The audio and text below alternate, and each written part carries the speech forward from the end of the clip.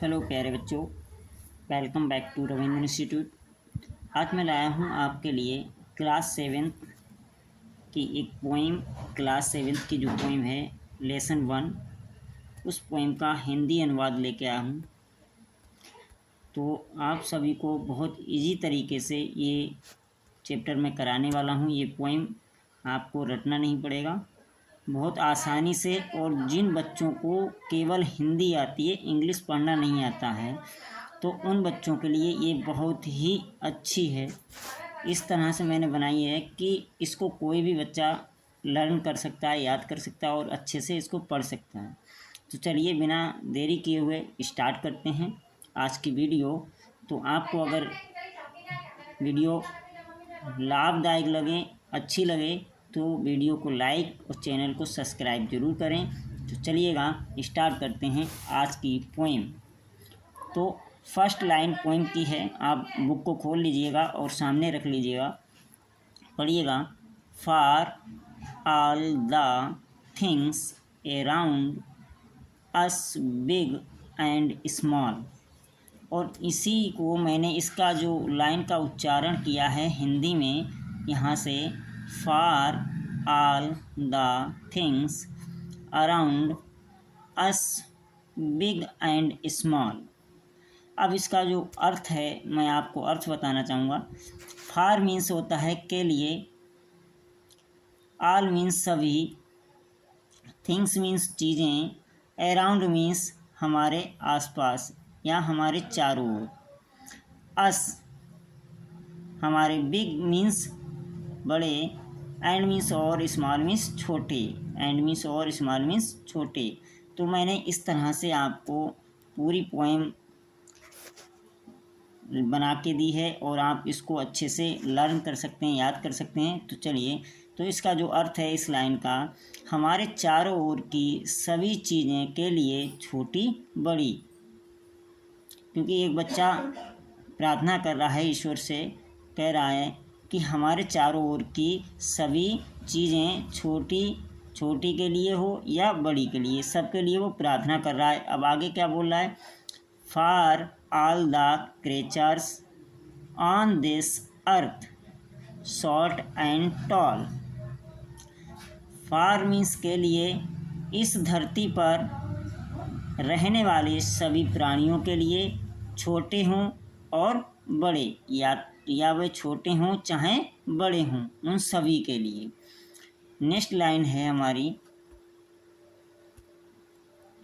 अगली लाइन बोली गई है। चलिए इसमें थोड़ा, इसको थोड़ा बड़ा कर ले रहा हूँ, ठीक है। अब इसको देखिए, for the lovely blue sky, the sun, the moon and all. तो इसका जो उच्चारण है ये मैंने नीचे लिखा है, for the lovely blue sky, the sun, the moon and all. ठीक है, इसका जो अर्थ है वो मैं आपको बता दे रहा हूँ। फॉर मीन्स होता है के लिए, लवली वैसे प्यारे बोला जाता है, तो यहाँ पे सुंदर बोला गया लवली के लिए। ब्लू मीन्स नीले, स्काई मीन्स आकाश, द सन मीन्स सूर्य, द मून मीन्स चंद्रमा या चांद, एंड और, ऑल मीन्स सभी, बाकी सभी के लिए। चलिए, सुंदर नीले आकाश, सूरज, चांद और बाकी सब चीज़ों के लिए बच्चा प्रार्थना कर रहा है। ठीक है, बच्चा प्रार्थना कर रहा है। Next, almighty God be thanks you and to you be call. Almighty God be thanks you and to you be call. ये आपको उच्चारण दिया हुआ है। तो अलमाइटी मीन्स होता है सर्वशक्तिमान, अलमाइटी मीन्स होता है सर्वशक्तिमान, गॉड मीन्स ईश्वर, बी मीन्स हम, थैंक्स मीन्स धन्यवाद, यू मीन्स आपका, एंड मीन्स और, टू मीन्स के लिए या के, यू मीन्स तुम, बी मीन्स हम, कॉल मीन्स पुकार। हे ईश्वर शक्तिमान, हे सर्वशक्तिमान ईश्वर, हम आपका धन्यवाद करते हैं और आपको पुकारते हैं। चलिए नेक्स्ट देखिएगा, इसमें बोला गया है bless each one of us in your name as we pray. अब इसमें उच्चारण भी आपको दिया है, इसका सीधे मैं अर्थ बता दे रहा हूँ। इसमें बोला गया ब्लेस मीन्स होता है आशीर्वाद दे।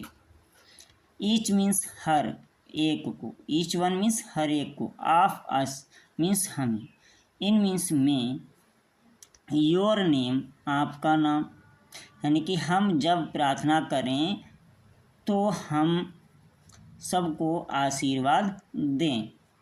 ईश्वर से कह रहा कि अगर हम लोग प्रार्थना करें, प्रेयर करें तो आप हमें आशीर्वाद दें। नेक्स्ट है give us love, kindness and courage day by day. तो गिव मीन्स देना, अस लव मीन्स हमें प्यार या साहस, प्रेम, काइंडनेस दया, करेज मीन्स होता है साहस। तो हमें प्रतिदिन प्रेम, दया, साहस दीजिए। ये छोटा बच्चा कह रहा है ईश्वर से।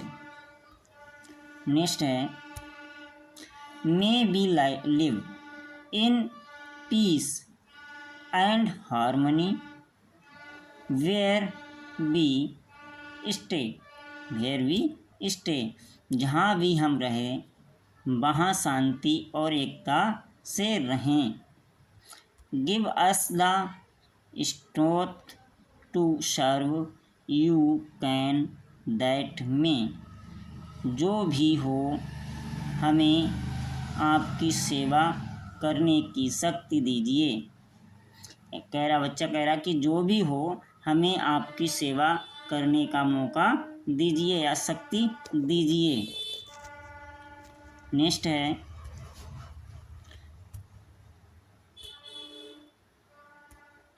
है be with us O God in what we say and do.